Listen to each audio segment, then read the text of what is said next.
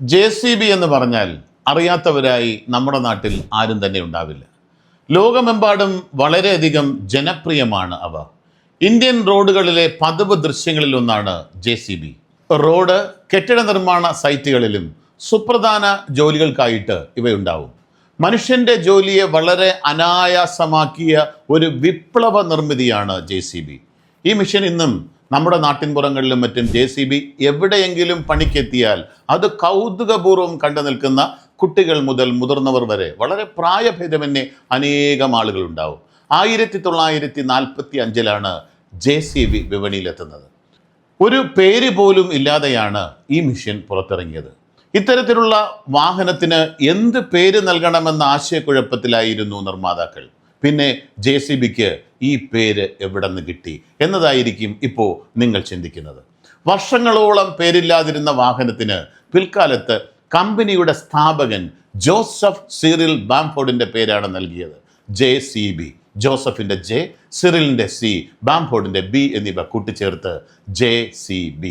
സ്വന്തം പേരിലുള്ള ഉൽപ്പന്നത്തെ ആഗോള ബ്രാൻഡാക്കിക്കൊണ്ട് മഹാവിജയം നേടിയ വ്യക്തിയാണ് ജോസഫ് സിറിൽ ബാംഫോർഡ്. JCB എന്നത് ജോസഫ് സിറിൽ ബാംഫോർഡ് സ്ഥാപിച്ച ഒരു ബ്രിട്ടീഷ് ബഹുരാഷ്ട്ര കമ്പനിയാണ്. UK ആസ്ഥാനമാക്കിയ JC Bamford excavators limited എന്ന കമ്പനിയാണ് JCBയുടെ നിർമ്മാതാക്കൾ. ഇന്ന് 4 ഭൂഖണ്ഡങ്ങളിലായി കമ്പനിയുടെ നിർമ്മാണശാല പടർന്നു കിടക്കുന്നു.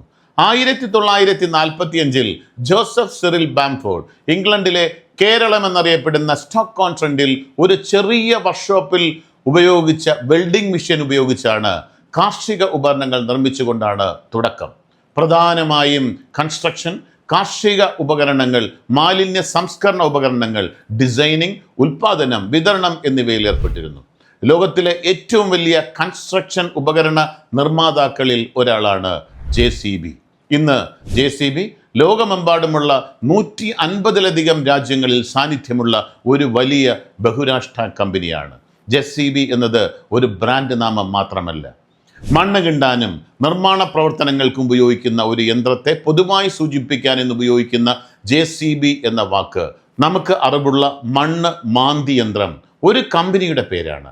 2ാം ലോക മഹായുദ്ധത്തിന് ശേഷം ഉപയോഗശൂന്യമായ വാഹനങ്ങളുടെ ഭാഗങ്ങൾ ഉപയോഗിച്ച് കൃഷിക്കാർക്ക് ഉപയോഗമായ ഉപകരണങ്ങൾ നിർമ്മിക്കാൻ 6 പേരോടൊപ്പം ജോസഫ് തുടങ്ങിയ ഈ കമ്പനി ഇന്ന് 300 ഉൽപ്പന്നങ്ങളുമായി 150-ലേറെ രാജ്യങ്ങളിൽ പ്രവർത്തിക്കുന്നു.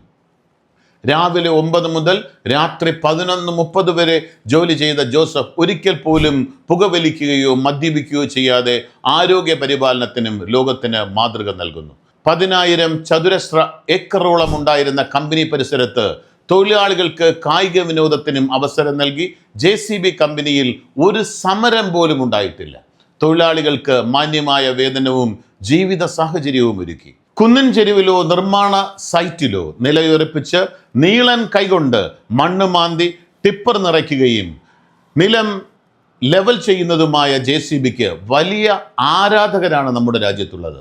അടുത്തിടെ JCBയോടുള്ള ആരാധന സമൂഹ മാധ്യമങ്ങളിൽ കവിഞ്ഞൊഴുകിയിരുന്നു. കേരളത്തിലെ പ്രളയവേളയിൽ പലയിടത്തും ഒരു രക്ഷകന്റെ പരിവേഷമായിരുന്നു JCBകൾക്ക്. കരകവിഞ്ഞൊഴുകുന്ന പുഴയോ ഉരുൾപൊട്ടി മാർഗമധ്യേ വീണുകിടക്കുന്ന മണ്ണോ മരമോ ഒന്നും തന്നെ ഇവയ്ക്ക് തടസ്സമായിരുന്നില്ല. മറ്റൊരു കൗതുകകരമായ വാർത്ത എന്തെന്നാൽ ഇന്ത്യയിൽ ആദ്യമായി സ്വകാര്യ നിർമ്മാണശാല തുടങ്ങിയ ആദ്യ ബ്രിട്ടീഷ് കമ്പനിയും JCB തന്നെയാണ്. ഇന്ന് ആഗോള വിപണിയിലേക്ക് JCBയുടെ ഏറ്റവും അധികം കയറ്റുമതി നടക്കുന്നത് ഇന്ത്യയിൽ നിന്നാണ്.